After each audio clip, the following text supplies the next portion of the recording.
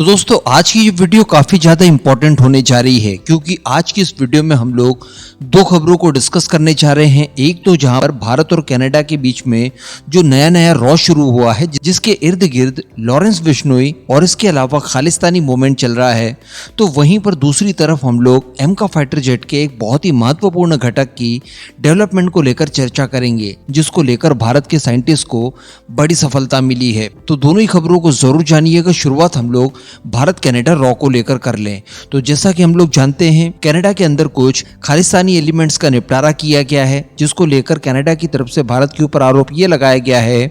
कि इन्हें भारत की सीक्रेट एजेंसीज द्वारा ही एलिमिनेट करवाया गया है। इसको लेकर इन्होंने भारत के उच्चायुक्त तक के ऊपर आरोप लगा दिए हैं। इसके बाद भारत और कनाडा के बीच में इस समय डिप्लोमेटिक रिलेशनशिप जो हैं वो खटास में पड़ चुके हैं। भारत द्वारा अपने राजनयिकों को वहां से बुलवाकर कनाडा के राजनयिकों को अपने यहाँ से निष्कासित तक कर दिया गया है। इसी बीच दोस्तों इंडिया टुडे की तरफ से खबर प्रकाशित की जाती है और इसमें यह बताया जाता है कि अमेरिकी खबर के हवाले से कि भारत और कनाडा के बीच में एक गुप्त रूप से मीटिंग हुई थी, जिसमें भारत की तरफ से प्रतिनिधित्व कर रहे थे भारत के एनएसए अजीत डोभाल सर, और यहाँ पर बिश्नोई गैंग को लेकर कुछ इनकी तरफ से बातें बताई गई है। ये सारी बातें मैं नहीं बता रहा हूँ, सारी की सारी बातें इंडिया टुडे की खबर के अनुसार बताई जा रही है, जो कि उन्होंने भी अमेरिकन रिपोर्ट के आधार पर बताई है। दरअसल वॉशिंगटन पोस्ट के अनुसार भारत के एनएसए अजीत डोभाल सर ने इस बात को स्वीकार किया है कनाडा के साथ मीटिंग के दौरान कि लॉरेंस बिश्नोई को जहां पर भी इस समय जेल में बंद करके रखा गया है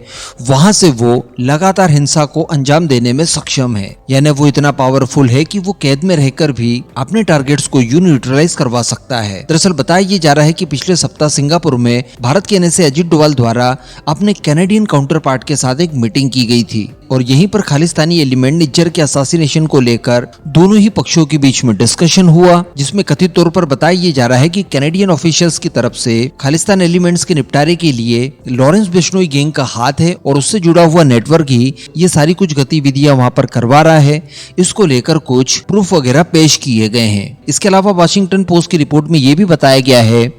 कि जब ये मीटिंग शुरू हुई उस समय भारत के एनएसए अजीत डोभाल सर शुरुआत में ऐसा शो कर रहे थे कि उन्हें लॉरेंस बिश्नोई और उसकी गैंग से संबंधित किसी भी बात को लेकर कोई जानकारी नहीं है, लेकिन फिर बाद में उन्होंने इस बात को स्वीकार किया कि हाँ वो और उसकी गैंग इतनी पावरफुल है कि वो अपने टारगेट्स को इस तरह से न्यूट्रलाइज करवा सकती है। बताया जा रहा है कि ये मीटिंग दोनों ही पक्षों के बीच में लगातार 5 घंटों तक चली और इस मीटिंग का जो निष्कर्ष निकाला गया वो ये था कि जल्द से जल्द ये जो बढ़ती हुई हिंसा है इसे समाप्त करने के लिए दोनों ही पक्ष बराबर प्रयास करेंगे। हालांकि बताया जा रहा है कि भारत की तरफ से इन सभी तरह के आरोपों का जोरदार खंडन किया गया है, इन्हें बेतुका बताया गया है और यहां तक की बात कह दी गई है कि कनाडा के प्राइम मिनिस्टर जस्टिन ट्रूडो राजनीतिक एजेंडे के तहत ये सारी चीजें कर रहे हैं और वो हम सभी लोगों को दिखाई भी दे रहा है। कुछ ही दिन पहले की बात है जब इस तरह की खबर निकल कर आई थी कि कनाडा के एक पावरफुल मिनिस्टर के द्वारा ये कहा गया था, एक्चुअली उनके डिप्टी फॉरेन मिनिस्टर जो थे उनकी तरफ से ये कहा गया था कि हम भारत की एकता अखंडता का सम्मान करते हैं, हम भारत को एक ही रूप में देखते हैं,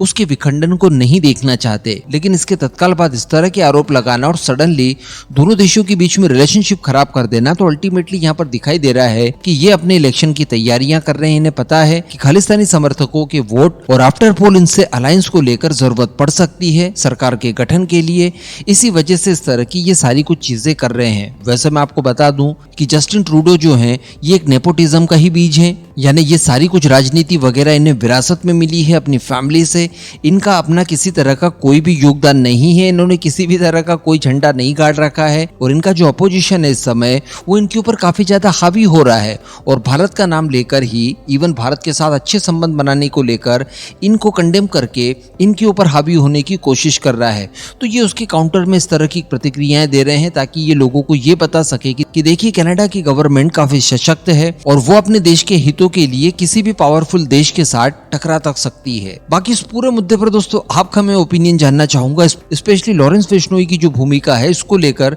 आपका क्या व्यू पॉइंट है, नीचे कमेंट करके जरूर बताइएगा। अगली खबर की बात कर ली जाए तो ये एमका के एक बहुत ही महत्वपूर्ण टेक्नोलॉजी को लेकर निकलकर सामने आ रही है। एक्चुअली हम सभी जानते हैं कि स्टेल्थ फाइटर जेट में जो उसकी नोज होती है जिसे कि रेडार रेडोम कहा जाता है, ये काफी ज्यादा इंपॉर्टेंट होता है। इसका प्रॉपर बनना, इसका प्रॉपर स्टेल्थनेस के साथ बनना बहुत इंपॉर्टेंट होता है क्योंकि ये आपके फाइटर जेट की स्टेल्थनेस को बरकरार बनाए रखता है। इसी के अंदर आप अपना रडार सिस्टम भी इंटीग्रेट करते हैं। अब इसी को लेकर बताया जा रहा है कि the council of scientist and industrial research national aerospace laboratory, जिसे कि शॉर्ट फॉर्म में CSIR-NAL कहा जाता है, इनके साइंटिस्ट द्वारा इसे सक्सेसफुली डेवलप कर लिया गया है। दरअसल इस तरह के 5th जनरेशन के मॉडर्न एयरक्राफ्ट में इस्तेमाल किए जाने वाले रेडोम को FSS कहा जाता है, यानी फ्रीक्वेंसी सिलेक्टिव सरफेस। बताया जा रहा है कि ये जो रेडोम है ये एक्स बैंड फ्रीक्वेंसी रेंज में असाधारण संरचना विशेषताओं को प्रदर्शित करने के लिए डिजाइन किया गया है, जो कि 2 से लेकर 18 गीगाहर्ट्ज तक की फ्रीक्वेंसीज को पूरी तरह से कवर करने में सक्षम होगा।